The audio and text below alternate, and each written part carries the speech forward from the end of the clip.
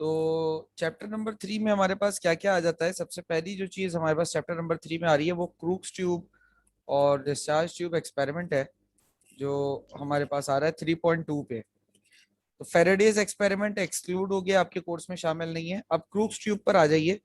तो crooks tube में आपके पास डिस्कवरी ऑफ इलेक्ट्रॉन और डिस्कवरी ऑफ प्रोटॉन दोनों चीजें आ जाती हैं। ठीक है बेटा?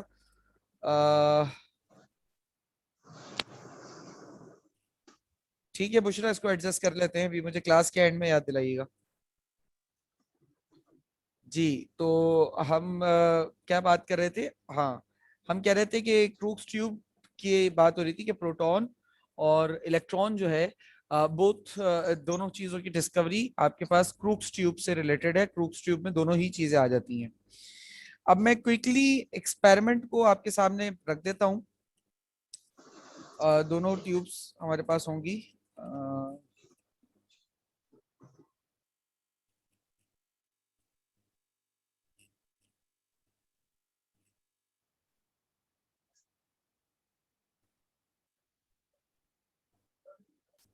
इसको हम नोट से देख लेते हैं, स्लाइड्स में आ जाते हैं। चले, अच्छा भाई, ये रहा आपके पास डिस्चार्ज ट्यूब।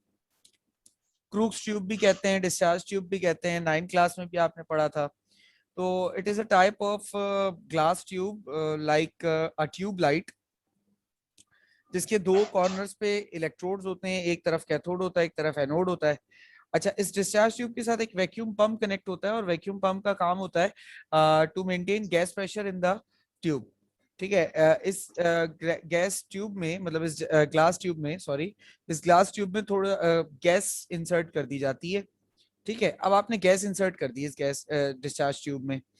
अब प्रॉब्लम क्या है कि ये जो डिस्चार्ज ट्यूब वर्क करती है ना बेटा, ये खास प्रेशर पे वर्क करती है। मतलब ऐसा नहीं है कि आपने गैस डाला और आपने एक्सपेरिमेंट शुरू कर दिया, एक्सपेरिमेंट हो जाएगा। गैसेस करंट की अच्छी कंडक्टर्स होती भी नहीं है, गैसेस में से इलेक्ट्रॉन फ्लो वैसे भी अच्छा नहीं होता। ठीक है ना? और यहाँ पर आपके सामने अब आपने गैस रखी है। अच्छा, सवाल ये कि सर जब गैस अच्छा कंडक्टर नहीं है, so why we have placed gas? हम कोई सॉलिड रख लेते हैं, हम कोई लिक्विड रख सांस लेते ले हैं। रही हूँ सब तो है। बेटा, ये इन्फिनिक्स स्मार्ट 4 कौन है? तो अब आपने गैस या लिक्विड, सर लिक्विड या सॉलिड क्यों नहीं रखा? बेटा देखो, हमारा जो मकसद था ना यहाँ पर, वो इलेक्ट्रॉन को डिस्कवर करना था। और अ, इस एक्सपेरिमेंट का मकसद ये था कि हम इलेक्ट्रिसिटी का पैसे चेक करें इन गैसेस। ठीक है? मतलब इस एक्सपेरिमेंट का मकसद ही ये था कि हम गैस में से इलेक्ट्रॉन किस तरह से पास हो रहे हैं, इलेक्ट्रिसिटी किस तरह से पास हो रही है, ये देख सकें। इस एक्सपेरिमेंट का मकसद ये नहीं था कि हमें सिर्फ करंट पास कराना है। करंट पास कराना अगर सिर्फ मकसद होता तो हमारे पास अच्छा ऑप्शन सॉलिड ही होता। लेकिन passage of electricity through gases देखना था हमें, दैट्स व्हाई हमने गैस यहाँ रखी। अच्छा, अब गैस के लिए हमने यहाँ पे वैक्यूम पंप लगाया। और वैक्यूम पंप लगाने का मकसद ये था कि हम इस गैस के प्रेशर को एडजस्ट कर सकें, कम या ज्यादा कर सकें। ठीक है ना? उसके बाद हमने क्या किया? उसके बाद हमने इसको एक बहुत ही हाई वोल्टेज सोर्स से कनेक्ट किया, अपने डिस्चार्ज ट्यूब को। और करंट, मतलब इस वोल्टेज सोर्स को ऑन किया, यानी कि करंट पास कराना शुरू किया। तकरीबन 10,000 डिग्री, 10,000 वोल्ट का वोल्टेज होता है, बहुत ज्यादा है ये। जो हमारे मोहल्लों में छोटी पीएमटी लगी होती है, उसका वोल्टेज तकरीबन इतना होता है। और उसके बाद हमने करंट इलेक्ट्रॉन्स पास किए। इलेक्ट्रॉन नेगेटिव टर्मिनल बैटरी से निकले और ट्रेवल करके आए कैथोड पर। अब कैथोड पर इलेक्ट्रॉन पहले जमा हुए, उसके बाद जब ओवरफ्लो हुए कैथोड से इलेक्ट्रॉन, तो बहुत ही हाई स्पीड के साथ इलेक्ट्रॉन निकले। क्यों हाई स्पीड? क्यों सर? बेटा वोल्टेज यहाँ बहुत ज्यादा था। Voltage is basically speed of electrons, ऐसे कह सकते हैं। तो यहाँ पे वोल्टेज हमारा तकरीबन 10,000 वोल्ट होता है, जो कि बहुत बहुत बहुत ज्यादा है। जिसकी वजह से ये इलेक्ट्रॉन जब निकलते हैं यहाँ से, तो बहुत ही हाई वोल्टेज पर निकलते हैं, हाई स्पीड पे निकलते हैं। और ये स्ट्रेट ट्रेवल करके जाते हैं एनोड पर, और एनोड से टकराते हैं। जिस वक्त ये इलेक्ट्रॉन्स एनोड से टकराते हैं, उस वक्त इस डिस्चार्ज ट्यूब में ग्लो जनरेट होता है, यानी कि डिस्चार्ज ट्यूब जल जाती है। ठीक है ना? तो ये है हमारे पास डिस्चार्ज ट्यूब एक्सपेरिमेंट जो आप देख सकते हो। अच्छा, अब डिस्चार्ज ट्यूब में से जो गैसेस, जो रेज निकली यानी कि cathode rays, they are negatively charge particles. और हमें कैसे पता कि these are negatively charge particles? Because ये नेगेटिव टर्मिनल से निकलकर कहां पर गए? पॉजिटिव टर्मिनल पे गए। तो बेटा जो चीज पॉजिटिव टर्मिनल की तरफ अट्रैक्ट होती है वो नेगेटिवली चार्ज होती है, और जो नेगेटिव टर्मिनल की तरफ अट्रैक्ट होती है पॉजिटिव चार्ज होती है। तो इससे हमें पता चल गया। फिर ये मटेरियल रेज होती हैं, इनके रास्ते में अगर कोई सॉलिड ऑब्जेक्ट रख दिया जाए तो ये उसका शेडो क्रिएट कर देते हैं, जैसे आप देख सकते हो यहाँ पर। अच्छा, they produce fluorescence and increase the temperature where they fall. जिधर भी ये टकराते हैं तो फ्लोरेसेंस प्रोड्यूस होती है। जैसे यहाँ देख सकते हो कि एनोड, कैथोड से रेज निकलकर एनोड पर जब टकराई तो ये डिस्चार्ज ट्यूब जो है वो ग्लो कर रही है ग्रीन कलर में। और इनके अंदर काइनेटिक एनर्जी होती है। अगर इनके रास्ते में कोई बहुत ही हल्का सा पंखा रख दिया जाए, खिलौने वाला प्लास्टिक का पंखा, तो वो पंखा रोटेट भी करता है। जो पंखा रोटेट कर रहा है तो वो इस बात की अलामत है कि भाई कोई मटेरियल चीज इनसे टकरा रही है, ठीक है ना, जिसके अंदर काइनेटिक एनर्जी है। अगर इन कैथोड रेज को हम किसी मैग्नेटिक फील्ड में प्लेस कर दें तो ये पॉजिटिव प्लेट की तरफ डिफ्लेक्ट होते हैं, या इलेक्ट्रिक फील्ड में प्लेस कर दें तो पॉजिटिव प्लेट की तरफ डिफ्लेक्ट होते हैं। इसी तरीके से आ जाइए प्रोटॉन की डिस्कवरी पर। तो प्रोटॉन और इलेक्ट्रॉन की डिस्कवरी में एक्सपेरिमेंटल सेटअप में थोड़ा सा चेंज है। प्रोटॉन की डिस्कवरी इस तरह से है कि इसमें हमने क्या किया, इसमें हमने एनोड जो बनाया ना, कैथोड जो बनाया, कैथोड हमने परफोरेटेड बनाया, यानी कि परफोरेटेड से मुराद कैथोड में हमने सुराख कर दिए। अब जैसे ही फिर हमने एक्सपेरिमेंटल सेटअप बिल्कुल वैसे ही लगाया जैसा कि कैथोड में था। सिर्फ चेंज क्या है कि कैथोड को हमने यहाँ पे परफोरेटेड बना दिया। कैथोड रे में परफोरेटेड नहीं है, पॉजिटिव रेज या एनाल रेज में ये, कैनाल रेज में ये परफोरेटेड है। जब कैथोड, हमने एक्सपेरिमेंट भी बिल्कुल वैसे ही करना है। हमने सर्किट ऑन किया, इलेक्ट्रॉन फ्लो करके गए कैथोड पर जमा हुए, और फिर ये कैथोड से निकलकर एनोड की जानिब ट्रेवल करने लगे। अच्छा, हमने ये बात आपको बताई थी कि हमने गैस रखी थी यहाँ पर इस डिस्चार्ज ट्यूब में। अब गैस हमने बहुत लो प्रेशर पे रखी थी। लो प्रेशर का मतलब गैस के बहुत कम एटम्स थे, लेकिन एटम्स तो थे।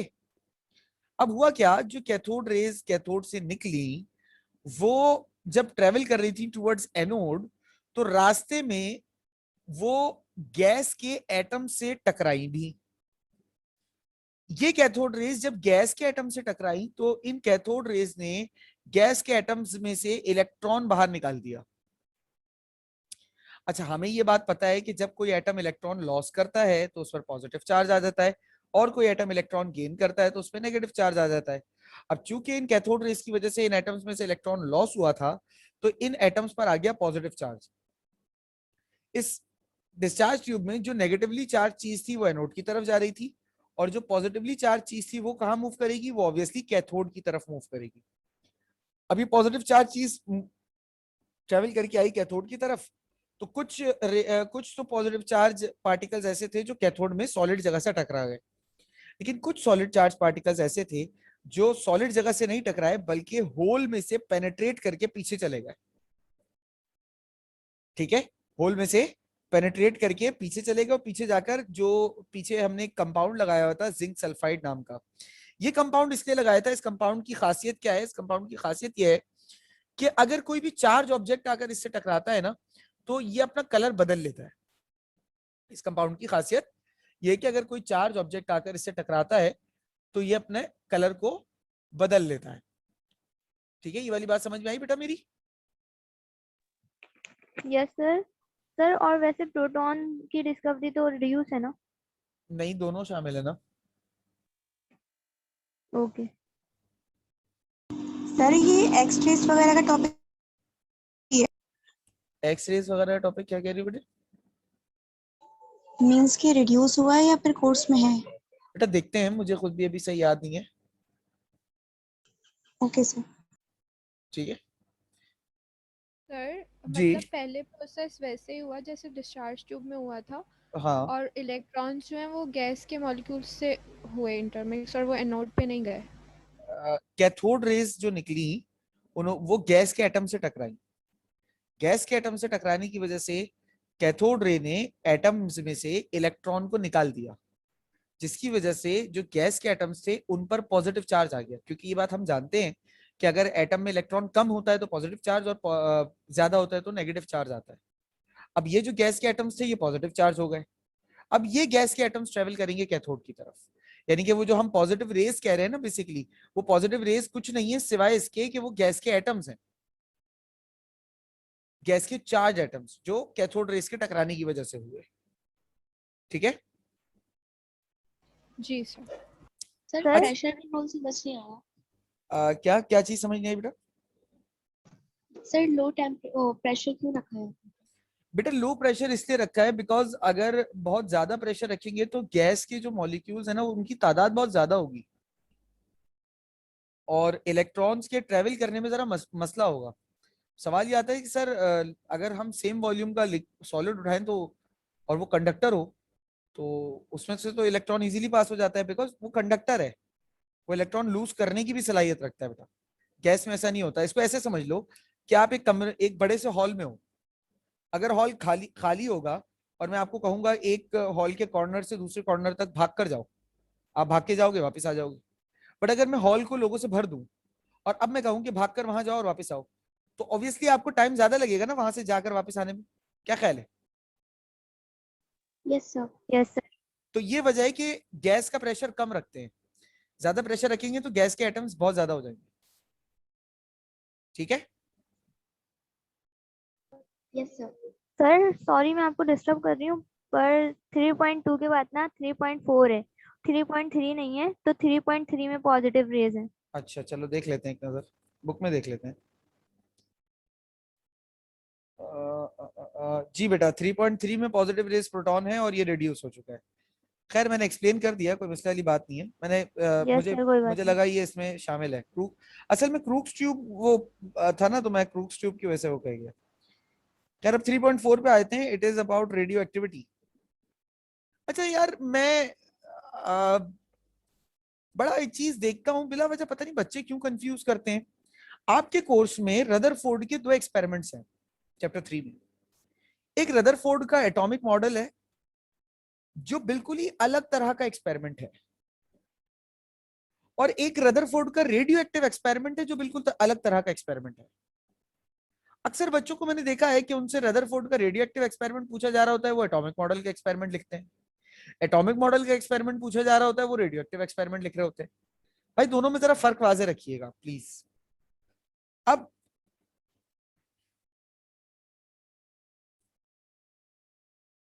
रेडियो एक्टिविटी पर आ जाइए। तो रदरफोर्ड का रेडियो एक्टिव एक्सपेरिमेंट आपके सामने। अच्छा रेडियो एक्टिविटी डिस्कवर हो चुकी है। ये एक्सपेरिमेंट रेडियो एक्टिविटी के डिस्कवर हो जाने के बाद हुआ है। ठीक है, यानी कि radio activity was known at that time, और क्योंकि रेडियो एक्टिविटी 1895 में हेनरी बेकरेल ने डिस्कवर कर ली थी। फिर मैडम क्यूरी और प्रोफेसर क्यूरी और मैडम क्यूरी ने बड़ा काम किया था रेडियो एक्टिविटी पर उसके बाद से 10-15 साल तक। और रदरफोर्ड ने ये एक्सपेरिमेंट अपना तकरीबन 1910 के बाद किया है, 1909-1910 में, तो काफी लेट है। अच्छा इस एक्सपेरिमेंट के जरिए रेडियो एक्टिव रेस कितनी टाइप्स की होती हैं ये बताया गया है। तो रदरफोर्ड ने बड़ा एक सिंपल सा एक्सपेरिमेंट किया। इन्होंने क्या किया, इन्होंने एक डब्बे में, जैसा यहाँ देख सकते हो, एक रेडियो एक्टिव एलिमेंट रखा और उसके दोनों साइड पर पॉजिटिव और नेगेटिव प्लेट्स लगा दी, मतलब इलेक्ट्रिक फील्ड क्रिएट कर दी। इलेक्ट्रिक फील्ड क्रिएट करना बेटा कोई मुश्किल बात नहीं है, आप घर बैठे आराम से कर सकते हो।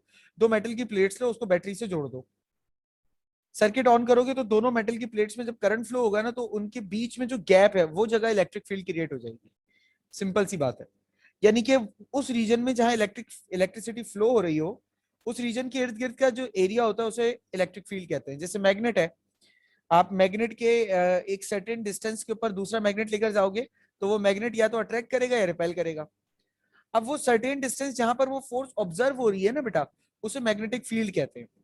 तो इलेक्ट्रिक फील्ड क्रिएट करना कोई मुश्किल बात नहीं। इन्होंने क्या किया, इन्होंने एक इलेक्ट्रिक फील्ड क्रिएट की और उस इलेक्ट्रिक फील्ड के सेंटर में उन्होंने एक बॉक्स रखा जिसमें एक रेडियो एक्टिव एलिमेंट बंद था। उसके बाद उन्होंने इस बॉक्स को अनबॉक्स किया, मतलब इसमें से इसमें छोटा सा सुराख किया ताकि जो भी रेडियो एक्टिव रेज हैं वो बाहर निकले और with in electric field travel करें।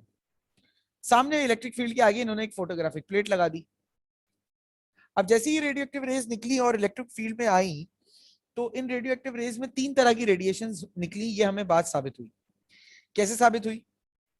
क्योंकि फोटोग्राफिक प्लेट में 3 अलग अलग जगह पे धब्बे नजर आए, मतलब 3 अलग अलग जगह पे इंपैक्ट नजर आया कि कोई रेडिएशन आकर टकराई। एक लेफ्ट कॉर्नर पर, एक राइट कॉर्नर पर और एक बिल्कुल सेंटर में। बेटा लेफ्ट कॉर्नर पे अगर धब्बे नजर आ रहे हैं तो इसका मतलब उधर जो भी चीज आई होगी वो पॉजिटिवली चार्ज होगी, क्योंकि लेफ्ट कॉर्नर की तरफ नेगेटिव प्लेट थी, तो वो पॉजिटिव चार्ज चीज जो है वो अट्रैक्ट हुई होगी नेगेटिव प्लेट की तरफ। इसी तरीके से राइट कॉर्नर की तरफ जो भी चीज आई होगी वो नेगेटिवली चार्ज होगी, बिकॉज राइट कॉर्नर की तरफ पॉजिटिव चार्ज प्लेट थी। और सेंटर में जो चीज आई है वो उसके ऊपर ना नेगेटिव प्लेट का असर हुआ ना पॉजिटिव प्लेट का असर हुआ, इसका मतलब उसके ऊपर कोई भी चार्ज नहीं था। तो इस तरीके से 3 रेडिएशंस की हमें टाइप मिल गई, alpha, beta and gamma. Is this clear? Yes sir. Yes, sir. Yes sir. Okay, अब प्रॉपर्टीज भी देख लेते हैं रेडियो एक्टिव रेज की। तो अल्फा रेज पॉजिटिवली चार्ज होती हैं, मटेरियल इन नेचर है। अच्छा, अल्फा का मास जो है वो हीलियम के न्यूक्लियस के बराबर होता है। हीलियम के न्यूक्लियस का मतलब होता है बेटा, हीलियम के न्यूक्लियस में 2 न्यूट्रॉन 2 प्रोटॉन होते हैं, तो टोटल मास होता है हीलियम के एक न्यूक्लियस का 4। ठीक है ना? तो एक अल्फा रेडिएशन का मास भी 4 ही होता है। अच्छा, अल्फा रेज की वेलोसिटी जो है वो 1/10 होती है स्पीड ऑफ लाइट के, यानी कि स्पीड ऑफ लाइट से 10 गुना कम होती है। स्पीड ऑफ लाइट कितनी है? 3 एक्सपोनेंट 8 मीटर्स पर सेकंड। तो 10 गुना कम करोगे तो इस अल्फा की स्पीड कितनी हो जाएगी? 3 एक्सपोनेंट 7 मीटर्स पर सेकंड। ठीक है?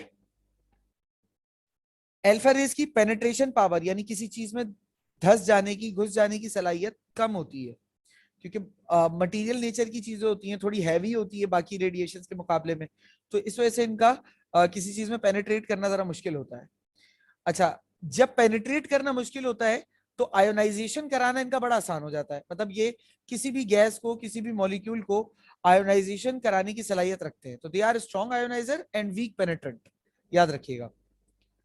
अब आ जाइए बीटा रेज पर। तो बीटा रेज, स्ट्रॉन्ग आयनाइजर्स वाला पॉइंट रिपीट कर। स्ट्रॉन्ग आयोनाइजर से मुराद बेटा आयन बना देना। आयन कैसे बनता है? जब किसी एटम में से इलेक्ट्रॉन निकल जाए या किसी एटम में इलेक्ट्रॉन आ जाए। यहां पर हम कौन से आयन की बात कर रहे हैं? यहां पर हम आयन बात कर रहे हैं जब किसी में से इलेक्ट्रॉन निकल जाए। तो alpha rays are heavier than electrons ना। तो जब किसी एटम पर हम अल्फा रेज को हिट करते हैं तो that alpha raise can easily knock out electron of that atom. तो जब किसी एटम में से इलेक्ट्रॉन निकल गया तो आयन बन गया। ये है चीज। Okay sir.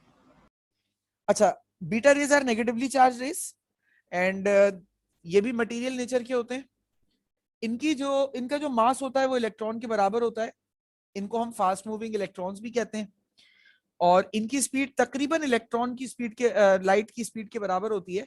लाइट की स्पीड 3 एक्सपोनेंट 8 मीटर्स पर सेकंड है और इनकी मेरे ख्याल से 2.99 मीटर्स पर सेकंड या 2.98 एक्सपोनेंट 8 मीटर्स पर सेकंड है। तो अ वेरी स्लाइट डिफरेंस है, लेकिन थोड़ा सा है। अच्छा, इनकी पेनिट्रेशन पावर अल्फा के मुकाबले में ज्यादा होती है, यानी किसी चीज में भी ये अल्फा के मुकाबले में ज्यादा पेनिट्रेट कर सकते हैं, धस सकते हैं। और ये आयोनाइजर्स वीक होते हैं। ठीक है, याद रखना, जो चीज कम पेनिट्रेट करेगी वो अच्छी आयोनाइजर होगी, टकरा कर किसी भी चीज को नॉकआउट करने की सलाहियत रखती होगी। और जो ज्यादा पेनिट्रेट करेगी उसके अंदर ये नॉकआउट करने की सलाहियत कम होगी। सही है जी, आगे चल रहे हैं। तो अब आ जाइए प्रॉपर्टीज ऑफ गैमा रेज की। तो gamma rays are neutral in nature, मतलब इनके ऊपर कोई चार्ज नहीं होता, नॉन मटेरियल नेचर की होती हैं, न्यूट्रल होती हैं और इलेक्ट्रोमैग्नेटिक रेडिएशंस हैं। इनकी स्पीड तकरीबन लाइट की स्पीड के बराबर होती है और हाई पेनिट्रेशन पावर है इनकी। आयोनाइजर्स बहुत कमजोर होते हैं क्योंकि इनकी जो पेनिट्रेशन पावर है वो अल्फा बीटा के मुकाबले में ज्यादा है। देखो, अल्फा के मुकाबले में बीटा की पेनिट्रेशन ज्यादा है, बीटा के मुकाबले में गैमा की पेनिट्रेशन ज्यादा है।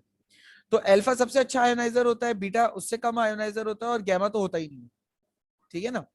और गैमा रेज काफी हद तक एक्स रेज से मिलते जुलते होते हैं, बट गैमा रेज की जो वेवलेंथ होती है वो थोड़ी शॉर्ट होती है। ठीक है, एक्स रेज की वेवलेंथ थोड़ी सी बड़ी होती है और गैमा रेज की वेवलेंथ थोड़ी सी शॉर्ट होती है। ये एमसीक्यूज के लिए आ सकती है बात, ठीक है ना? कोई सवाल इस पूरे टॉपिक में अभी तक? No sir. तो सर अरे यार, एक तो ये मेरे समझ में नहीं आ रहा है कि मेरे साथ चल क्या है।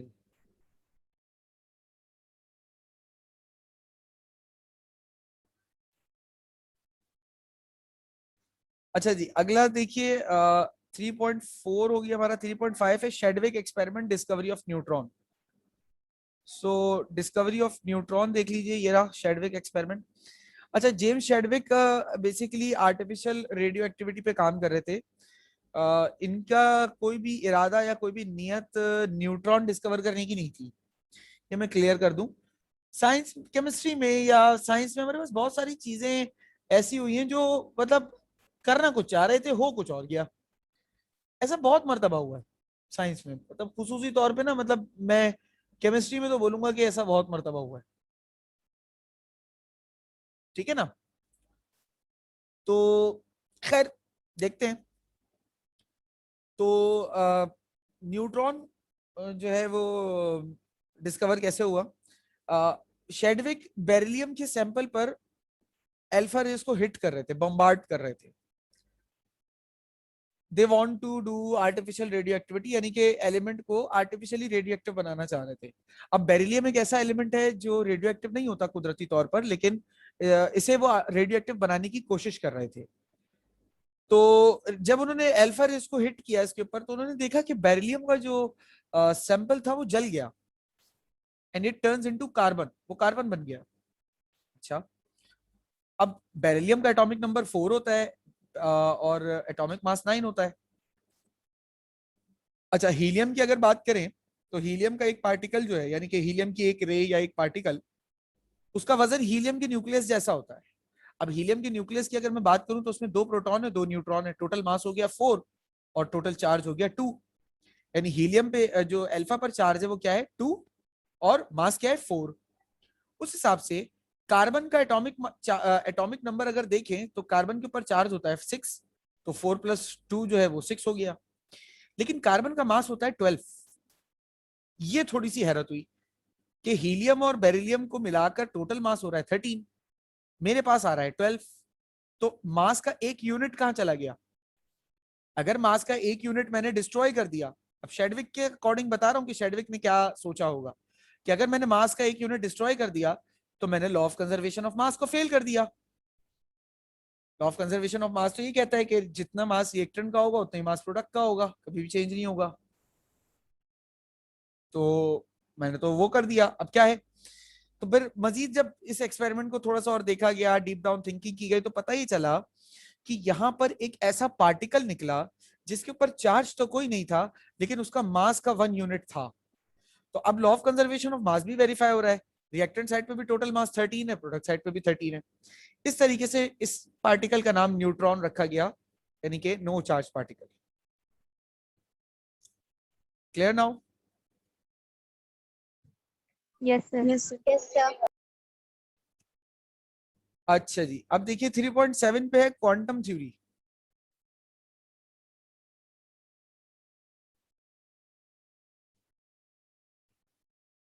तो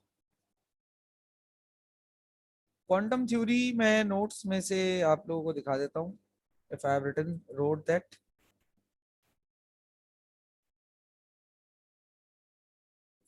क्वांटम थ्योरी जो है वो मैक्स प्लैंक नाम के एक साइंटिस्ट ने दी।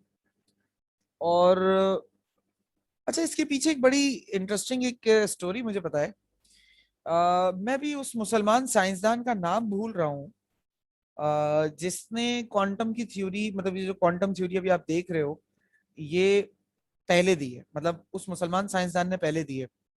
जो जाबिर इब्ने हयान और इब्ने सीना और इब्ने हैसम वाला जो दौर था ना, जो मुसलमानों का साइंस में बड़ा गोल्डन पीरियड कहलाता है, फ्रॉम 600 एडी टिल 1400 एडी।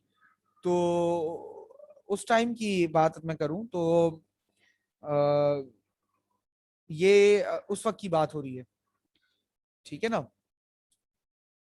हाँ, तो उस दौरान एक मुस्लिम साइंसदान थे, मुझे नाम अभी जहन में नहीं आ रहा, उन्होंने क्वांटम थ्योरी पहले दी थी, और हम इसको आज भी मैक्स प्लैंक के नाम से पढ़ते हैं। लेकिन असली में ये एक मुसलमान साइंसदान का किरदार था, जिसने थ्योरी दी थी। और बड़ी आसान सी बात है कि एनर्जी जो है वो एब्जॉर्ब या इमिट होती है in a form of energy packet. वो एक खास किस्म का एनर्जी पैकेट होता है और उस खास किस्म के एनर्जी पैकेट को उन्होंने नाम दिया था क्वांटा का। इसे क्वांटम थ्योरी कहते हैं, प्लैंक की। जैसे अगर आप 20 रुपए वाला लेस खरीदोगे तो उस 20 रुपए वाले लेस के अंदर जो लेस का अमाउंट है, मतलब मास है, वो तकरीबन कांस्टेंट होता है। थोड़ा बहुत पॉइंट्स का फर्क हो सकता है, बट ऑलमोस्ट जो मेजर वैल्यू है वो कांस्टेंट है। फॉर एग्जांपल 20 वाले लेस में 30 ग्राम जो है वो लेस आते हैं, तो वो 30, किसी पैकेट में 30.2 हो सकते हैं, किसी में 30.1 हो सकते हैं, किसी में 29.9 हो सकते हैं, 29.8 हो सकते हैं, but what is you can say whole value, that is 30। तो यही बात इन्होंने भी कही कि एनर्जी छोटे छोटे एनर्जी पैकेट्स में रिलीज होती है और उसको इन्होंने नाम दिया क्वांटा का। इसके लिए इन्होंने एनर्जी, क्वांटा एनर्जी का फॉर्मूला भी निकाला, मतलब H we, H new. New जो है वो फ्रीक्वेंसी ऑफ इमिटेड वेव है, यानी कि जब भी कोई एनर्जी रिलीज होगी तो कोई किसी ना किसी वेव की सूरत में, किसी ना किसी पार्टिकल वेव की सूरत में वो चीज इमिट होगी, उसकी कोई ना कोई फ्रीक्वेंसी होगी। उस फ्रीक्वेंसी को प्लैंक्स कांस्टेंट, ये कांस्टेंट है, इससे अगर मल्टीप्लाई कर दें तो हमें उस जो एनर्जी, क्वांटा एनर्जी जो पैकेट है, उस एनर्जी की वैल्यू हमें पता चल जाएगी। ये है क्वांटम थ्योरी, और कुछ नहीं। Is that clear? Yes sir. तो आगे चलते हैं। अच्छा जी, क्वांटम थ्योरी के बाद स्पेक्ट्रा 3.8। अच्छा, स्पेक्ट्रा क्या होता है? स्पेक्ट्रा कहते हैं बेटा बैंड ऑफ कलर को, जो हमारे सामने आ जाए, बैंड ऑफ कलर ऑब्टेन, जो भी हमारी नजरों के सामने बैंड ऑफ कलर आ जाए उसको हम स्पेक्ट्रा कहते हैं। और स्पेक्ट्रा आप लोगों ने देखा होगा, जो सीडीज आती हैं, सीडीज पे अगर लाइट पड़ती है तो उस सीडी के एक साइड पर रेनबो जैसे कलर्स नजर आते हैं हमें। इसी तरीके से जब बारिश होती है तो आसमान में हमें रेनबो नजर आता है। ये सब एग्जाम्पल्स हैं स्पेक्ट्रा की, ठीक है ना। बैंड ऑफ कलर आपको अगर नजर आ रहा है, चाहे वो आर्टिफिशियली आपने ड्रॉ किया हुआ हो या कुदरती तौर पर आपको किसी वजह से नजर आ रहा हो, तो वो स्पेक्ट्रा कहला सकता है, ठीक है ना। स्पेक्ट्रा ये होता है। अब there are two types of spectrum according to our course, one is continuous and other is line spectrum. Continuous spectrum क्या होता है? कंटिन्यूस स्पेक्ट्रम होता है रेनबो की तरह। जैसे आप देख सकते हो, अगर मैं एक लाइट में से, ठीक है, मैंने लाइट पास की इस स्लिट में से, तो लाइट जाके प्रिज्म से टकराई, प्रिज्म से टकराकर वो 7 अलग अलग कलर्स में टूट गई, red, orange, yellow, green, blue, Indigo, सही। 7 अलग अलग कलर्स में ये लाइट टूट गई। जब 7 अलग अलग कलर्स में ये लाइट टूटी तो आपके पास कलर्स आ गए। अच्छा, एक के बाद दूसरा, दूसरे के बाद तीसरा, तीसरे के बाद चौथा, चौथे के बाद पांचवा, कलर फॉर्मेशन ये है। मतलब बीच बीच में ना कलर्स में गैप नहीं आ रहा, ठीक है, एक के बाद दूसरा कलर आ रहा है, इसलिए इसे क्या कहते हैं? Continuous spectrum. अब लाइन स्पेक्ट्रम क्या होता है? लाइन स्पेक्ट्रम एक ऐसा स्पेक्ट्रम होता है जिसमें लाइट गुजरे और प्रिज्म से या किसी भी ऐसी चीज से जिससे लाइट टूट जाए, और टूटने के बाद आपको बजाय एक के बाद दूसरा, दूसरे के बाद तीसरा कलर कंटिन्यूस मैनर में नजर आने के, आपको कलर की छोटी छोटी सी लाइंस नजर आए, ग्रीन, रेड, ब्लू, छोटी छोटी सी लाइंस नजर आए। तो ऐसे स्पेक्ट्रम को हम लाइन स्पेक्ट्रम या डिसकंटिन्यूस स्पेक्ट्रम कहते हैं, ठीक है ना। ये होता है spectrum. Is this clear? Yes sir. अच्छा, रिड्यूस कोर्स पर आए अगर, तो कहाँ गया रिड्यूस किया? 3.8 के बाद आ जाता है सीधा बोर्स थ्योरी, यानी कि रदरफोर्ड एटॉमिक मॉडल पूरा काट दिया उन्होंने।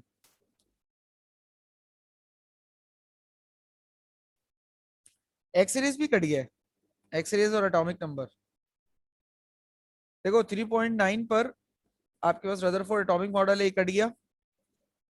फिर 3.10 पर आपके पास एक्सरेज और एटॉमिक नंबर है, ये भी कट गया है। 3.11 पर आ जाइए तो ये है बोर्स थ्योरी, ठीक है ना। और ये पूरी की पूरी है आपके कोर्स में शामिल, रिड्यूस कोर्स, बोर्स थ्योरी पूरी है। अच्छा, फिर 3.12 bourse theory and hydrogen atom determination of energy, energy जितनी भी इसकी डेरिवेशंस है सभी आ गई इसमें। तो बारी बारी ये देख लेते हैं। सबसे पहले बोहर्स थ्योरी क्या है, नोट्स पर आए, नोट्स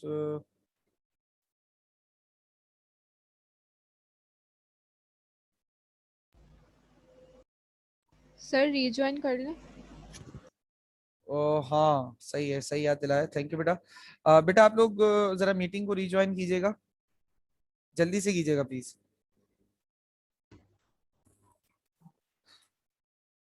अब इसके बाद आ जाते हैं हम बोहर्स थ्योरी पर। Bohr theory basically Rutherford theory में आने वाली कमियां और खामियां दूर करने वाली एक थ्योरी है। और अगर हमें पहले उससे पहले बोहर रदरफोर्ड थ्योरी को समझना जरूरी है कि बोहर थ्योरी को समझें, लेकिन फिलहाल नहीं है तो अभी हम उसकी बात नहीं कर रहे। अभी फिलहाल हम सीधे बोहर थ्योरी पर चलते हैं। तो बोहर थ्योरी ये कहती है कि सबसे पहले तो जो एटम में ऑर्बिटल्स होते हैं, यानी शेल्स जो होते हैं, उनका फिक्स सर्कुलर पाथ होता है। अच्छा, what does this means fix circular path? इसका मतलब ये होता है कि जो न्यूक्लियस के सेंटर से लेके हर शेल तक का जो फासला है, यानी पहले शेल तक का फासला, सेंटर से दूसरे शेल का फासला, सेंटर से तीसरे शेल का फासला, सेंटर से चौथे शेल का फासला, ये फासले जो हैं ये कांस्टेंट रहते हैं। मतलब ये फासले चेंज नहीं हो सकते, हर फासला कांस्टेंट रहेगा, फिक्स सर्कुलर पाथ रहेगा। अच्छा, स्टेशनरी एनर्जी लेवल का मतलब क्या है? इसका मतलब ये कि इलेक्ट्रॉन जब तक एक शेल में है वो एनर्जी ना रिलीज करेगा ना लूज करेगा। इलेक्ट्रॉन घूमता रहेगा एटम में, लेकिन उसकी जो मूवमेंट है वो इलास्टिक होगी। इलास्टिक मूवमेंट का मतलब है कि वो रोटेट रिवॉल्व करेगा, बट उसका जो व्हाट यू कैन से कि एनर्जी लूजिंग है ना, वो नहीं हो सकती, एनर्जी लूज नहीं करेगा। सही? तो अच्छा, एब्जॉर्प्शन ऑफ एनर्जी जो है, अब इलेक्ट्रॉन को मिसाल के तौर पर ऊपर से नीचे से ऊपर वाले शेल में जाना है, तो बेटा नीचे वाले शेल की एनर्जी कम होती है, ऊपर वाले शेल की एनर्जी ज्यादा होती है। तो इलेक्ट्रॉन जो है वो इजीली वो एनर्जी गेन करेगा और ऊपर जंप कर जाएगा। ठीक है?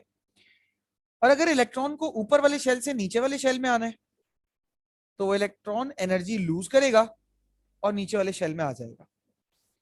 लेकिन जब तक इलेक्ट्रॉन, याद रहे, किसी एक शेल में मौजूद है तब तक वो अपनी एनर्जी लूज नहीं करेगा, तब तक वो अपनी एनर्जी गेन नहीं करेगा। यानी कि जब तक वो एक शेल में घूम रहा है तो घूमते हुए उसकी एनर्जी लूज या गेन नहीं होनी, जब तक उसका दिल नहीं चाहेगा ऊपर या नीचे मूव करने का। अगर शेल में ऊपर या नीचे मूव करने का इलेक्ट्रॉन का मूड हो गया है तो वो एनर्जी गेन या लूज करेगा, अदरवाइज नहीं करेगा। कुछ बात समझ में आई? Yes sir. अच्छा, अब जो एनर्जी ये गेन करेगा या लूज करेगा, ये in the form of quantum होगा। क्वांटम ऑफ एनर्जी रिलीज होगी या एक्सेप्ट होगी, यानी कि वही प्लैंक थ्योरी कि एनर्जी जो है वो छोटे छोटे पैकेट्स में ट्रेवल करती है। तो खास किस्म का एनर्जी पैकेट होगा जो इलेक्ट्रॉन या तो गेन करेगा या लूज करेगा। गेन करेगा तो ऊपर जाएगा, ऊपर वाले शेल में, लूज करेगा तो नीचे वाले शेल में आ जाएगा। ठीक है? अब दो शेल की एनर्जी लेवल्स का जो डिफरेंस होगा एनर्जी का, वो क्या होगा? E2 minus E1। जो ऊपर वाला शेल है अगर उसकी एनर्जी 100 है, नीचे वाले शेल की एनर्जी 80 है, तो दोनों को माइनस करोगे तो दोनों के दरमियान जो एनर्जी का डिफरेंस है वो पता चल जाएगा आपको। 100 माइनस 80 20 आता है, डेल्टा ई क्या है? 20 है। एक बात जो बोहर ने कही कि अच्छा, एंगुलर मोमेंटम आप लोगों ने फिजिक्स में पढ़ा होगा, जब कोई बॉडी सर्कुलर पाथ में घूमती है तो उसका मोमेंटम जो है वो एंगुलर मोमेंटम कहलाता है। तो बोहर ने कहा कि फिजिक्स के मुताबिक एंगुलर मोमेंटम का फॉर्मूला होता है mvr। बोहर ने कुछ खास किस्म की कैलकुलेशंस की मदद से एक और एंगुलर मोमेंटम का फॉर्मूला कैलकुलेट किया, दैट इज NH/2π। ठीक है? NH/2π, ये एक फॉर्मूला कैलकुलेट किया एंगुलर मोमेंटम का इलेक्ट्रॉन के लिए। स्पेसिफिकली ये फॉर्मूला इलेक्ट्रॉन के लिए बनाया गया। और mvr का जो फॉर्मूला है वो तो किसी भी जनरल बॉडी पर आप अप्लाई कर सकते हो। तो चूंकि दोनों ही बातें एंगुलर मोमेंटम के लिए दोनों फॉर्मूलाज एंगुलर मोमेंटम के, तो दे बोथ आर इक्वल, इसको एक इक्वल लेकर हमने इक्वल लेकर दिखाया हुआ है ताकि आगे चलकर हमें डेरिवेशन में इससे हेल्प मिली है। कैलकुलेशंस और डेरिवेशंस हैं जो यहाँ पर आपके सामने है, वो देख भी सकते हैं। डेरिवेशन में जो तो बोहर ने हाइड्रोजन के एटम का रेडियस कैलकुलेट किया है। बोहर ने हाइड्रोजन के एटम में जो शेल्स होते हैं जिसमें इलेक्ट्रॉन होता है उसका फॉर्मूला भी कैलकुलेट किया है, ड्राइव किया है। फ्रीक्वेंसी का फॉर्मूला भी निकाला है, जो एनर्जी एमिट होती है उसकी फ्रीक्वेंसी, फिर वेव नंबर का भी फॉर्मूला निकाला है। तो बोहर ने हाइड्रोजन के एटम पे बड़ा काम किया हुआ है। अब देख लेते हैं डेरिवेशन। सबसे पहले हमने कंसीडर किया कि एक एटम है जिसके सेंटर में न्यूक्लियस है, न्यूक्लियस को में प्रोटॉन्स है पॉजिटिव चार्ज, उसको हमने Ze कह दिया, E for charge and Z for number of protons. और E जो है वो इलेक्ट्रॉन है और इलेक्ट्रॉन पर चार्ज नेगेटिव होता है, हमें पता है। और न्यूक्लियस से लेके शेल तक के फासले को हमने R रेडियस कह दिया। अब कूलम्स लॉ के हिसाब से हमें पता है कि दो चार्जेस में फोर्स ऑफ अट्रैक्शन या रिपल्जन जो है वो बराबर होती है F is equal to Q1 Q2 upon R square. ये आप लोगों ने मैट्रिक में फॉर्मूला पढ़ा होगा बेटा, मैट्रिक के चैप्टर नंबर 16 में, याद है ये formula? Yes sir. F is equal to Q1 Q2 upon R square. तो अब यहां पर दोनों चार्जेस का प्रोडक्ट ले लेना है, ठीक है ना? तो क्या हो गया है, सी मूव कर रहा है और ठीक है। तो F is equal to Q1 Q2 upon R square. एक Q क्या है, इलेक्ट्रॉन E, दूसरा Q क्या है, Ze। तो आपने पुट किया दोनों Ze मल्टीप्लाई बाय E, दोनों चार्जेस की वैल्यू पुट हो गई। Q1 is charge of electron, Q2 is charge of proton, और R स्क्वायर अपनी जगह वैसे ही रहा। इसको आपने इक्वेशन 1 कह के छोड़ दिया। अच्छा, जब कोई चीज सर्कुलर पाथ पे घूमती है तो उस पर दो फोर्सेस होती हैं, एक सेंट्रीपिटल फोर्स होती है, एक सेंट्रीफ्यूगल फोर्स होती है। सेंट्रीपिटल फोर्स बॉडी को सर्कल के सेंटर की तरफ लेकर आती है और सेंट्रीफ्यूगल फोर्स उस बॉडी को सर्कल के सेंटर से दूर ले जाना चाहती है, ठीक है ना? अब ये जो फोर्स है ना, Ze multiply by E upon R square, ये सेंट्रीपिटल फोर्स है। ये इलेक्ट्रॉन को न्यूक्लियस की तरफ खींच रही है, यानी कि ये उसको सर्कल के अंदर रखना चाह रही है। ये वाली बात समझ में आ गई? Yes sir. Yes sir. Centrifugal force क्या है? सेंट्रीफ्यूगल फोर्स उसे दूर ले जाना चाह रही है, और सेंट्रीफ्यूगल फोर्स का फॉर्मूला वही है बेटा जो आप लोगों ने फिजिक्स में भी पढ़ा हुआ है, mv स्क्वायर अपॉन r। अब चूंकि इलेक्ट्रॉन एक सर्कुलर पाथ पे घूम रहा है, ना न्यूक्लियस पर गिर रहा है ना सर्कल से बाहर जा रहा है, तो इसका ये मतलब हुआ कि सेंट्रीपिटल फोर्स और सेंट्रीफ्यूगल फोर्स दोनों बराबर हैं। दोनों इक्वेशंस को कंपेयर कर लिया तो हमारे पास r की ये वैल्यू आ गई। अब बात क्या है कि उस दौर में जिस वक्त बोहर ने फॉर्मूला निकाला था, उस दौर में वेलोसिटी ऑफ इलेक्ट्रॉन मालूम करना नामुमकिन था। इवन आज भी ये बहुत मुश्किल काम है। तो इस वेलोसिटी को हमें रिमूव करना होगा कुछ ऐसी वैल्यूज के साथ जिनको उस दौर में निकालना आसान हो।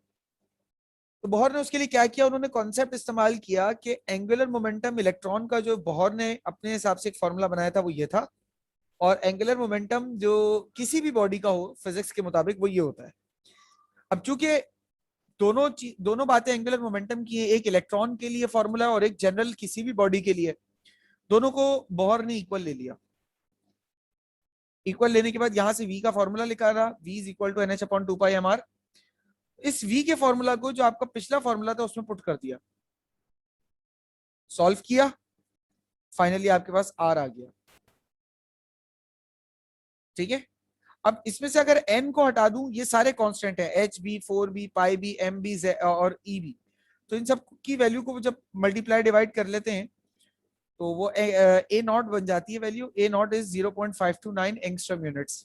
ये बोहर का फर्स्ट शेल का रेडियस है, यानी कि जो पहला शेल होगा किसी भी बोहर के मतलब हाइड्रोजन एटम का, उसका रेडियस 0.529 एंगस्ट्रॉम यूनिट्स होता है।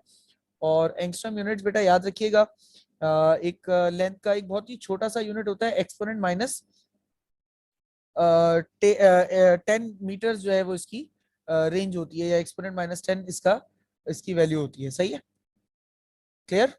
सर v से दोबारा समझा दो जो फॉर्मूला। यस क्या चीज बेटे?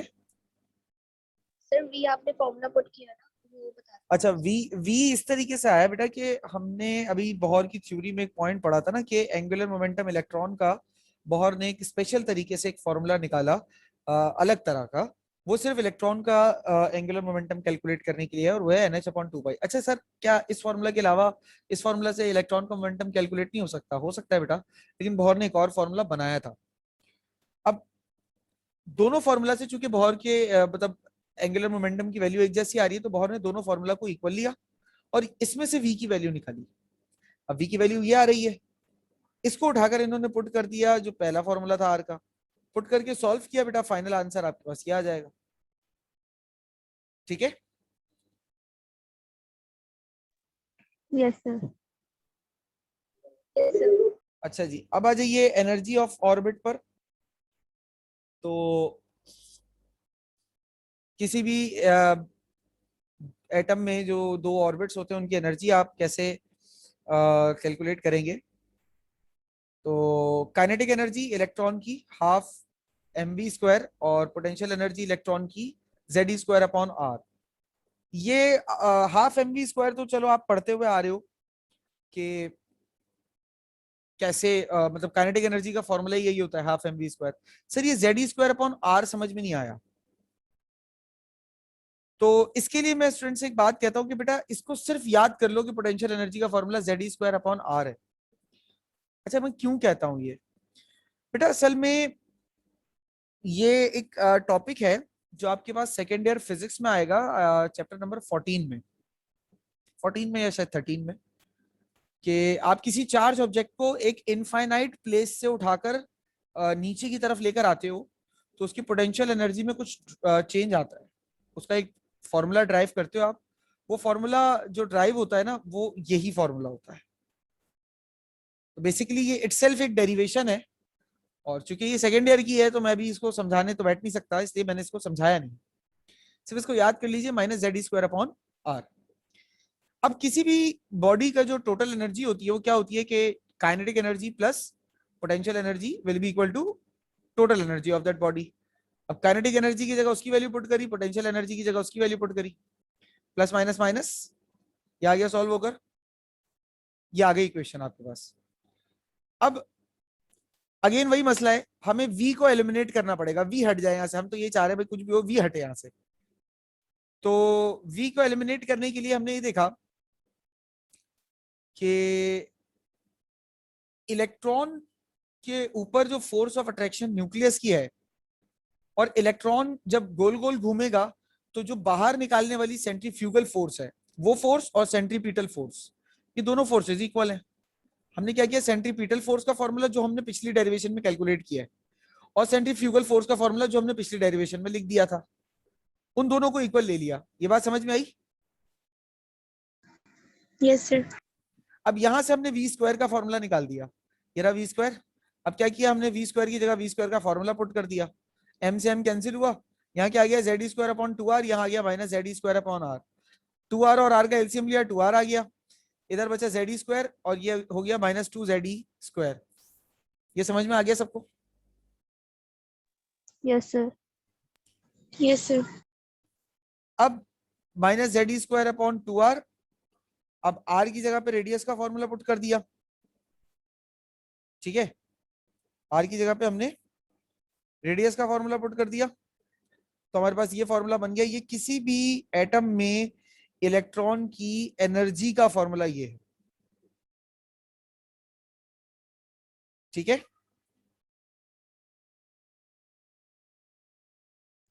Yes, sir. Yes, sir. अब जब दोनों में डिफरेंस निकालना होगा एनर्जी में, सही है, तो जब दोनों में एनर्जी का डिफरेंस निकालना होगा तो मुझे एक अब फर्क क्या होगा? पहला तो सवाल ये है कि सर दोनों में डिफरेंस क्या होगा?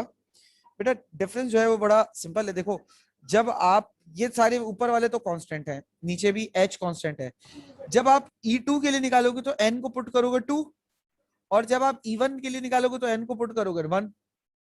आपने डेल्टा E निकालने के लिए E2 माइनस E1 में दोनों फॉर्मूलाज पुट किए एनर्जी के, फर्क क्या है, N2 और N1 रखा है बस। अब जो भी सब कुछ कॉमन है, माइनस माइनस प्लस हो गया, जो भी सब कुछ अच्छा, इसमें से आपने क्या करा, आपने 2Z² मतलब सारी चीजों को कॉमन निकाल दिया।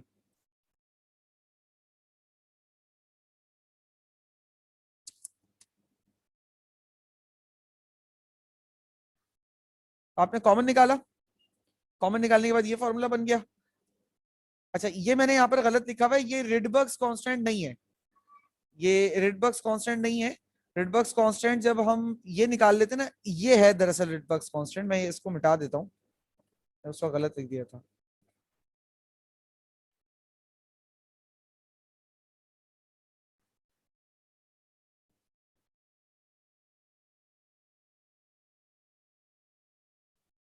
पूरी वैल्यू को मिटा दो।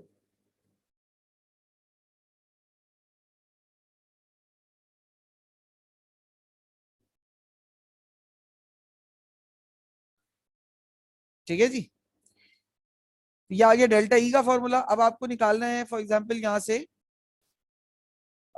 डेल्टा ई निकालना है। अब आप निकाल रहे हैं फ्रीक्वेंसी और वेव नंबर। अब फ्रीक्वेंसी और वेव नंबर के लिए क्या है, डेल्टा ई का फॉर्मूला E2 माइनस E1 होता है। अच्छा, डेल्टा ई जो है चेंज इन एनर्जी बराबर होता है h न्यू के, प्लैंक्स कांस्टेंट, ये प्लैंक्स थ्योरी के अंदर ये फॉर्मूला था।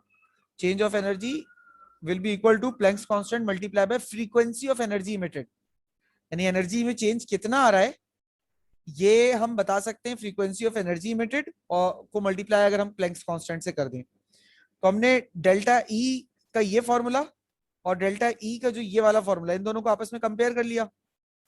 अब फ्रीक्वेंसी यानी न्यू को इधर ही रहने दिया, एच को इधर भेजकर मल्टीप्लाई कर दिया, ये आ गया आपके पास फ्रीक्वेंसी का फॉर्मूला। फिर आ जाइए वेव नंबर पे। वेव नंबर का फॉर्मूला क्या होता है, फ्रीक्वेंसी इज इक्वल टू सी यानी कि speed of light multiply by number of waves emitted. अब ये फ्रीक्वेंसी का फॉर्मूला और ये फ्रीक्वेंसी का वो फॉर्मूला जो हमने निकाला है अभी, दोनों को कंपेयर कर लिया। वेव नंबर के की वैल्यू को इधर ही रहने दिया, सी को इधर भेजकर डिवाइड कर लिया, ये आ गया वेव नंबर का फॉर्मूला। अब ये सब कुछ मिला जुलाकर ये सारे कांस्टेंट्स हैं, तो आप इन सबको मल्टीप्लाई डिवाइड करके रिडबर्ग्स मतलब ये आर एच निकाल लेते हैं, that is called Rydberg's constant. ठीक है, क्लियर? Yes sir. अब मैंने मेरे ख्याल से इसके अंदर ये सारा 3.12, 3.13, 3.15, 3.13 तक कवर कर लिया है। अब आ जाए हेजनबर्ग्स uncertainty principle. Heisenberg's uncertainty principal यार बिल्कुल ही कोई बच्चों वाली सी बात है। वो हेजनबर्ग्स अनसर्टेनिटी प्रिंसिपल ये कहता है कि भाई किसी भी एटम में आप इलेक्ट्रॉन के पोजीशन और मोमेंटम को एक साथ मालूम नहीं कर सकते। हाइड्रोजन स्पेक्ट्रम भी है कोर्स में मेरे ख्याल से आपके, या नहीं? नहीं, 3.14 नहीं है, यानी कि ये जो आपका ना बामर, पशीन, लेमन सीरीज, ये सब नहीं है। पर सर इससे रिलेटेड एमसीक्यूज तो मतलब कॉलेजेस के पेपर में आ रहा है। बेटा लेकिन अकॉर्डिंग टू रिड्यूस तो नहीं है ना, आप देखो कहाँ है, 3.14 है ही नहीं। यस सर, कॉलेज जी के सर। पेपर में ना कुछ ऐसा भी आ गया जो रिड्यूस है फिर भी दे दिए। पढ़ लेना बेटा, कुछ भरोसा नहीं है, कुछ भी उठ उठा के आ जाए, फिर मुस्तकबिल का सवाल है। वैसे आना तो नहीं चाहिए पेपर में। ठीक है जी। अच्छा, अभी आ जाइए Heisenberg's uncertainty principle. Heisenberg's uncertainty principle simply बेटा बस ये कह रहा है कि in an atom position and momentum of electron can not be determined simultaneously. आप इलेक्ट्रॉन की पोजीशन और मोमेंटम एक ही वक्त में मालूम नहीं कर सकते। बस ये है हेजनबर्ग्स अनसर्टेनिटी प्रिंसिपल। अब यहां से शुरू होता है एनर्जी लेवल, सब एनर्जी लेवल, ऑर्बिटल, पॉलीज, पूरा अब इलेक्ट्रॉनिक कॉन्फ़िगरेशन की कहानी शुरू हो जाती है। तो मैंने आप लोगों को ये चीज समझाई भी थी, आई गेस इसमें है, हाँ दिया हुआ। Quantum number sub shell shell shell. तो एटम में इलेक्ट्रॉन का एड्रेस क्या होता है ये बताता है शेल। सो अब सर किस सॉरी, जी जी एक बात थी। अभी जो जी पिछली वाली डेरिवेशन में ना आर एच रिडबर्ट कॉन्स्टेंट के बाद जेड स्क्वायर भी तो आएगा ना। आर एच जेड स्क्वायर, हाँ, अगर अगर अगर आपके एटम में नंबर ऑफ प्रोटॉन एक से ज्यादा है तो जेड स्क्वायर आता है, अदरवाइज नहीं आता, क्योंकि हाइड्रोजन एटम के लिए कैलकुलेशन हुई है ना बेटा, तो हाइड्रोजन में तो प्रोटॉन एक ही होता है। सर तो फिर हम डेरिवेशन करते हुए लिखेंगे कि नहीं? आप लिख बुक लो, में मैंने मसला देखा नहीं था है, तो लिखा हुआ था। आप लिख लो, मसला नहीं है, क्योंकि वहां पे आप बता दोगे ना कि जेड है क्या, basically Z is number of proton, ठीक है सर। तो इशू नहीं है अगर आप जेड लिखते हो। नहीं लिखते तो नहीं लिखने का मतलब ये कि आपने हाइड्रोजन के लिए डेरिवेशन की हुई है, और ये सारी डेरिवेशन है भी ओके सर। हाइड्रोजन के लिए। बुक वालों ने बिला वजह फनकारी मारी है जेड की वैल्यू को वहां लिखकर। क्यों लिखा है भाई, जब जेड एक कांस्टेंट हो रहा है 1, क्या किसका, क्या कोई आपने हाइड्रोजन का एटम ऐसा सुना है जिसके अंदर एक से ज्यादा प्रोटॉन हो? नहीं सुना होगा कभी। Yes sir. तो वो चीज ठीक है सर। कांस्टेंट हो रही है ना, बिला वजह आपने एक मंतक मार दी। अच्छा, बोहर के ये फॉर्मूलाज हाइड्रोजन के एटम के लिए वैलिड है, हीलियम के लिए वैलिड है, बाकी एलिमेंट्स के लिए वैलिड भी नहीं है, तो आपने क्यों लिखा है जेड जब ये वैलिड ही नहीं है आगे एलिमेंट्स के लिए? अगर मैं बोलता कि यार 118 एलिमेंट के ऊपर ये फॉर्मूला अप्लाई हो सकता है, तो आप जेड जेड स्क्वायर लिखते हुए अच्छे भी लगते, मैं भी लिखता। समझ गए? यस सर ठीक है। तो शेल के ऊपर आ जाइए बेटा। शेल जो है वो हमारे पास क्या है, अ, एक वो जगह न्यूक्लियस के अराउंड जहां पर इलेक्ट्रॉन रहता है। बेटा किसी का माइक खुला हुआ है।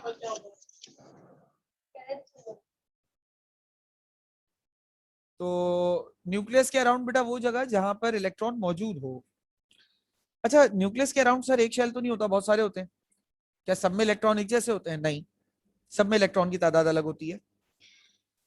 शेल्स को हम कैपिटल अल्फाबेट से जाहिर करते हैं, KLMN, और इसमें कितने इलेक्ट्रॉन आएंगे ये मालूम करने का फॉर्मूला होता है 2n²। अब K का नंबर है 1, L का नंबर है 2, M का नंबर है 3, N का नंबर है 4, इसके आगे O होता 5 हो जाता, P होता 6 हो जाता, Q होता 7 हो जाता। ठीक है ना? यानी कि N की जगह पे आप शेल का नंबर पुट करेंगे इस फॉर्मूला में, तो आपको आंसर मिल जाएगा कि कितने इलेक्ट्रॉन उस शेल में आ सकते हैं। ठीक है बेटा, समझ में आई वाली बात? Yes sir. सब शेल पर आ जाइए। अब सब शेल क्या होते हैं? शेल के अंदर जो होता है, जैसे आपसे कोई आपका एड्रेस पूछा, आप कहें मैं कराची में रहता हूँ या रहती हूँ, तो भाई कराची तो पूरा शहर है ना, ये तो इतना बड़ा है, एग्जैक्टली वो बंदा आपको ढूंढ तो नहीं सकता। फिर आप बोलेंगे भाई कराची के फेडरल एरिया ब्लॉक 20 में रहता हूँ मैं।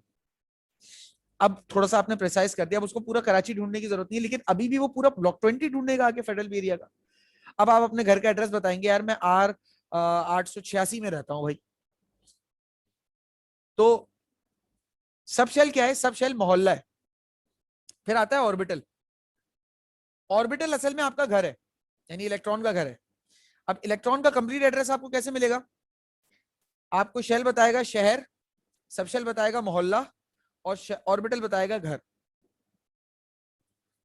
सही है? समझ गए बेटा? Yes sir. Yes sir. अच्छा जी, अब आपके पास क्वांटम नंबर्स अगली चीज है। और what is quantum number? Quantum number basically 4 numbers हैं, और ये एड्रेस है। आप अपने घर का एड्रेस लिखते हो तो आप उसमें बताते हो ना, R फला फला block this and that, and FB area that, and dot Karachi, इस तरीके से लिखते हो एड्रेस। तो इलेक्ट्रॉन भी बेचारा अपना एड्रेस लिखना चाहता है, तो उसको भी तो कुछ एड्रेस बताने के लिए चाहिए ना। तो ये प्रिंसिपल ये जो क्वांटम नंबर्स हैं बेसिकली ये इलेक्ट्रॉन के एड्रेस हैं। There are 4 types of quantum numbers, principal, azimuthal, magnetic and spin. Principal quantum number ये बताता है कि इलेक्ट्रॉन का शहर कौन सा है, यानी कि इलेक्ट्रॉन का शेल कौन सा है। अजीमुथल क्वांटम नंबर ये बताता है कि इलेक्ट्रॉन किस मोहल्ले में है, उस शहर के किस मोहल्ले में इलेक्ट्रॉन है, यानी सब शेल। और मैग्नेटिक क्वांटम नंबर ये बताता है कि उस शहर के, उस मोहल्ले के, उस घर में इलेक्ट्रॉन मौजूद है। स्पिन क्या बताता है? स्पिन हरकतें बताता है इलेक्ट्रॉन की, कि उसके नाज नच्छन कैसे हैं घर में। ठीक है भाई, अब आ जाइए आगे आगे। तो प्रिंसिपल क्वांटम नंबर सबसे पहले, प्रिंसिपल क्वांटम नंबर बेटा आपको ये बताता है कि पहली बात मतलब इलेक्ट्रॉन किस शहर में, इस क्वांटम नंबर की वैल्यू को n से डिनोट किया जाता है, और ये वैल्यू 1 से शुरू होती है एंड सो ऑन चलती है, यानी 1 2 3 4 5 6 7 8 9 10 एंड सो ऑन, ये इसकी वैल्यूज है प्रिंसिपल क्वांटम नंबर की। फिर दूसरा होता है अजीमुथल क्वांटम नंबर। अच्छा, अजीमुथल क्वांटम नंबर की वैल्यू शुरू होती है 0 से और इसको डिनोट किया जाता है L से। ठीक है, इसकी वैल्यू कहां से शुरू होती है? 0 से शुरू होती है, और इसका फॉर्मूला होता है, इसको मालूम करने का फॉर्मूला होता है n-L। यानी कि जितना भी प्रिंसिपल क्वांटम नंबर है ना, उस प्रिंसिपल क्वांटम नंबर में एक कम कर दो तो आपको अजीमुथल क्वांटम नंबर मिल जाएगा। और इससे आपको ये पता चल जाएगा कि किस शहर में कितने मोहल्ले हैं। जैसे मिसाल के तौर पर मेरा n है 2, तो L क्या होगा मेरा, जल्दी से बताओ। 1। L 1 होगा। ठीक है, अच्छा 1 किसका, 0 वैल्यू है S की, 1 वैल्यू है P की, 2 वैल्यू है D की एंड 3 वैल्यू है F की। तो 1 की वैल्यू किसकी है? P की। इसका मतलब यह है कि मेरा जो शेल नंबर 2 है उसके अंदर 2 मोहल्ले हैं। कौन कौन से 2 मोहल्ले हैं? P तो दूसरे नंबर पे है, पहले नंबर पे कौन है? S है, यानी कि 2 मोहल्लों में पहले S होगा फिर P होगा। अब मेरा शेल नंबर है 4, L क्या होगा जल्दी बताओ? 3। 3 होगा। अब 3 का मतलब है क्या? D। 3 का मतलब है D? नहीं, 3 का मतलब D नहीं है, 3 का मतलब F है। 0 S होता है, 1 P होता है, 2 D होता है, 3 F होता है। ठीक है, ओके यस जी सर।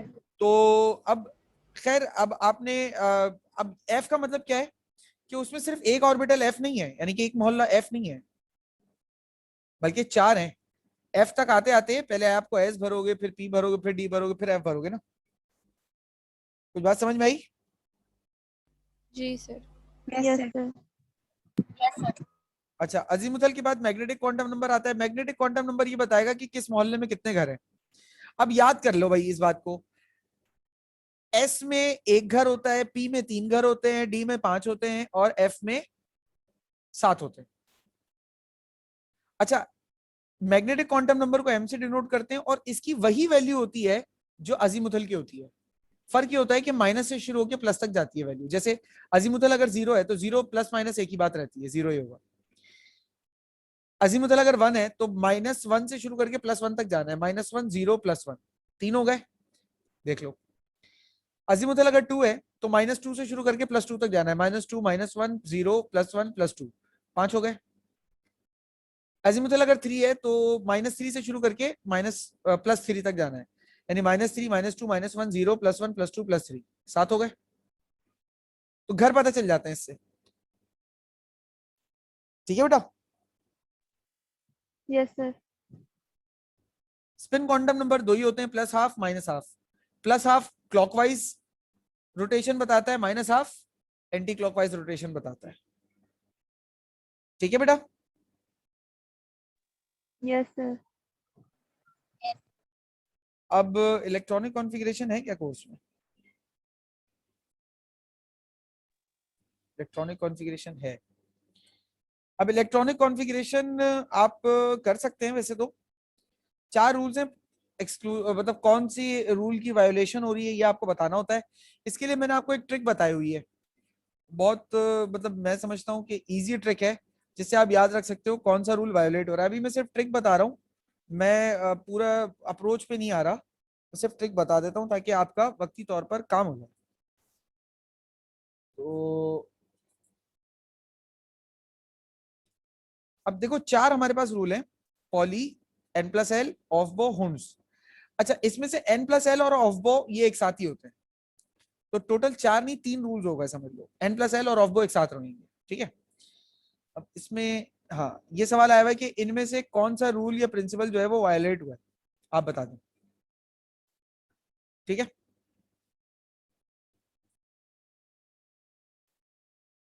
इन इलेक्ट्रॉनिक कॉन्फ़िगरेशन में कौन सा रूल या प्रिंसिपल वायोलेट हुआ है। अच्छा एक बात बताओ, एस में कितने इलेक्ट्रॉन आ सकते हैं? 2। 2 इलेक्ट्रॉन आ सकते हैं। यहां पर कितने लिखे हैं? 2 सर। 3 लिखे हैं, 3। ये 3। 3 है, शायद नजर नहीं आया, इसको और मैग्नीफाई कर देता हूं। ठीक है, 3 लिखा है। जी सर। अच्छा जी, कभी भी अगर किसी ऑर्बिटल की टेंडेंसी से ज्यादा इलेक्ट्रॉन नजर आए, जैसे एस में 2 की जगह है, पी में 6 की जगह है, डी में 10 की जगह है और एफ में 14 की जगह है, उससे ज्यादा इलेक्ट्रॉन नजर आए, हमेशा याद रखना पॉलीवायोलेट हुआ होगा, हमेशा याद रखना। यहाँ पे पॉलीवायोलेट हुआ है, सही कॉन्फ़िगरेशन क्या होगी? 1s2 2s2 2p1। समझ गए? जी सर। Yes sir. अच्छा, अब यहाँ आओ। अब यहाँ पे कॉन्फ़िगरेशन की जो फॉर्मेशन है, फॉर्मेशन में देखो क्या हो रहा है, 3d पहले आ गया, 4s बाद में चला गया, ये तो हो ही नहीं सकता। पहले 4s आता है फिर 3d आता है। अब ये आपको याद करना पड़ेगा। कभी अगर ये सीक्वेंस बिगड़ी हुई हो तो हमेशा याद रखना n+l और ऑफ दोनों एक साथ वायोलेट हुए होते हैं। सही क्या है? 1s2 2s2 2p6 3s2 3p6 4s2 3d3, ये इसकी सही कॉन्फ़िगरेशन होगी, क्योंकि 4s पहले पूरा होगा फिर 3d में इलेक्ट्रॉन जाते हैं। हजम हुई मेरी बात? Yes sir. Yes sir. Yes sir. अच्छा, क्रोमियम 24 29 47 43 ये एक्सेप्शनल कॉन्फ़िगरेशन है, इनका बताया हुआ है मैंने मेरे ख्याल से आप लोगों को, याद रखना। 1s2 2p2, यहां पे भी वही गड़बड़ है, क्या होना चाहिए था? 1s2 2s2। 2s2 होना चाहिए। तो सीक्वेंस 1s2 2s2। सीक्वेंस बिगड़ी हुई है, सीक्वेंस Yes, sir. बिगड़ने का मतलब है वो n+l और ऑफ वायलेट हुआ है। x px py pz करके नजर आ रहा है, समझ जाना हुंस रूल वायोलेट हुआ है। पहचान समझ गए? Yes sir. अब मेरे ख्याल से गड़बड़ की कोई गुंजाइश नहीं है, क्या ख्याल है फिर? सर हुंस रूल का क्या यस सर। है? हुंस रूल का क्या बेटा, दोबारा बोलो। सर कैसे पता चलेगा कि हुंस रूल वायलेट हुआ है? बेटा अब ये px py pz करके नजर आ रहा होगा, यानी कि ऑर्बिटल जो घर होते हैं ना इलेक्ट्रॉन के, उस तरह से नजर आ रहे होंगे। सर ठीक है, डायरेक्ट पी आना चाहिए वैसे, क्या आना चाहिए? सिर्फ पी आना चाहिए ना। नहीं नहीं नहीं नहीं, अगर ये 3px1 3py1 और 3pz1 लिखा हुआ होता तो सही होता। असल में देखो पी में आते हैं, एक काम करो,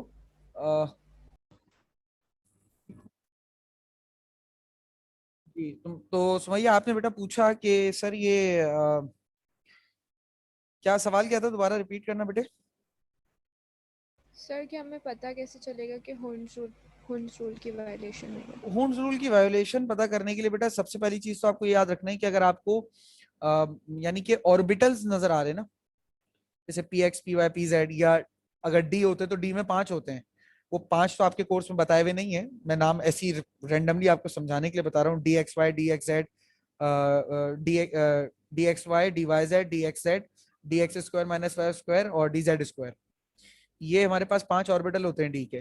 तो अगर इस तरीके से ये पांचों ऑर्बिटल अलग अलग लिखे नजर आ रहे हैं, या पी में आ जाओ तो ये तीनों ऑर्बिटल अलग अलग लिखे हुए नजर आ रहे हैं, तो आप समझ लेना कि हुंजी वायोलेट हुआ होगा। लेकिन ऑर्बिटल का इस तरह से अलग अलग लिखा होना ये जरूरी नहीं है कि वो गलत है।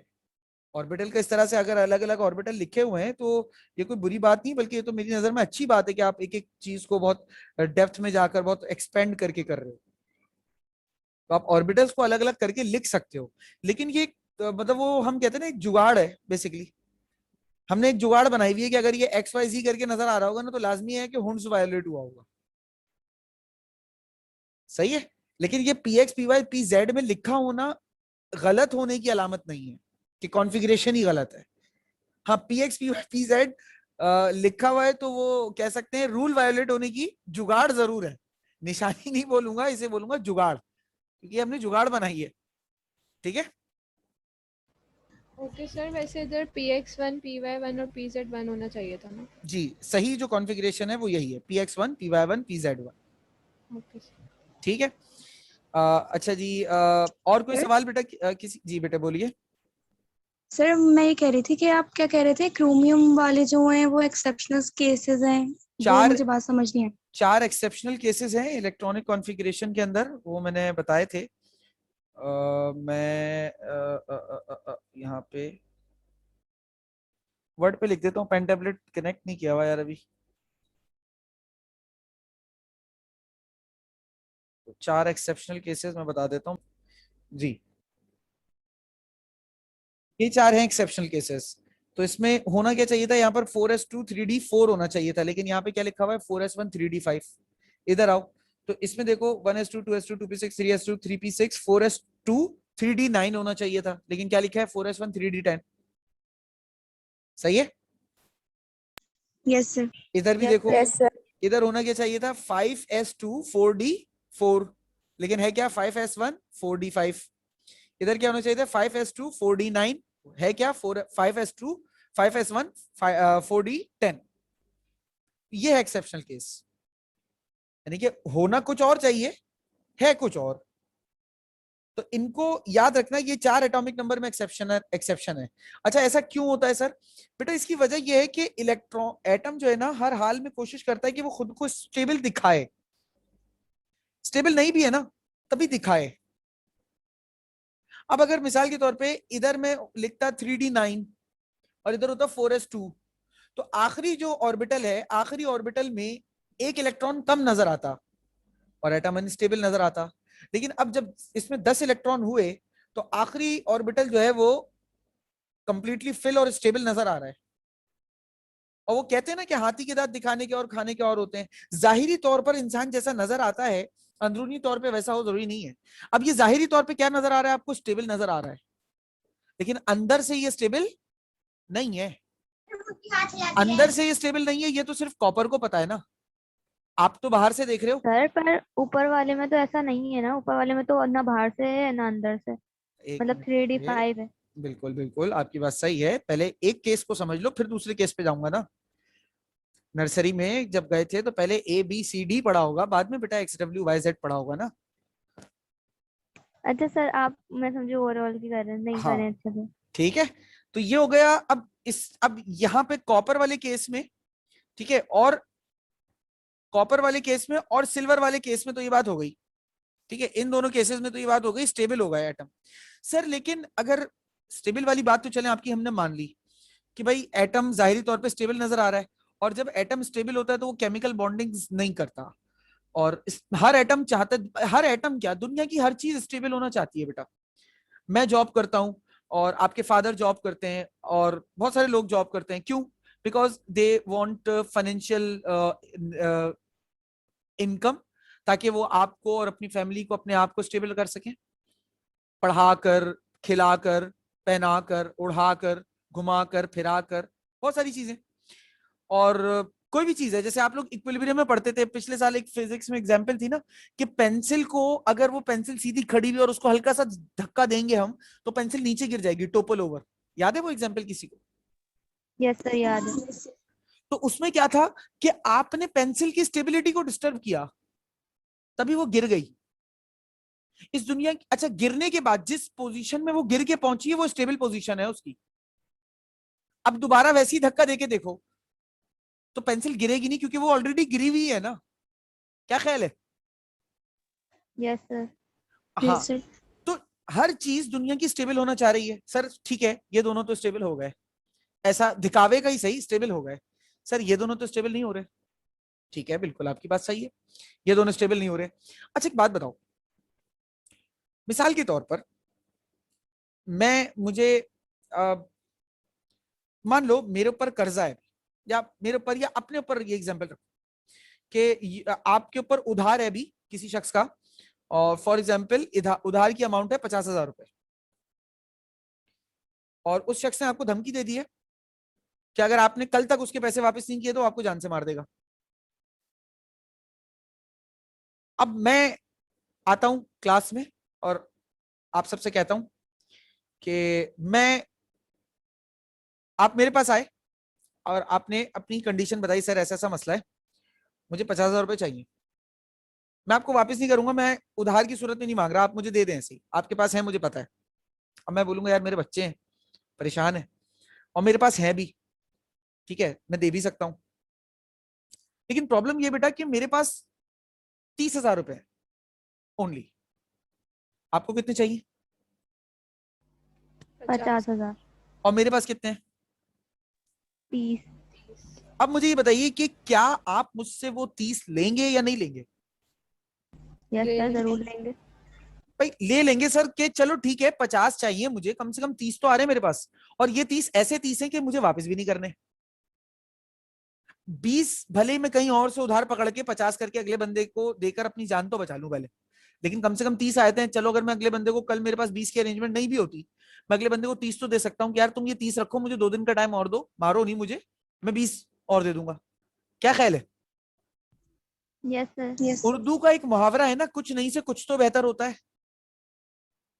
जी सर। तो अब बात यह है दरअसल बेटा कि एटम के आखिरी शेल में जब पूरे इलेक्ट्रॉन होते हैं तो वो एटम स्टेबल होता है, 100% स्टेबल होता है। तभी अगर एटम के आखिरी शेल में पूरे इलेक्ट्रॉन ना हो तो वो स्टेबल नहीं होता।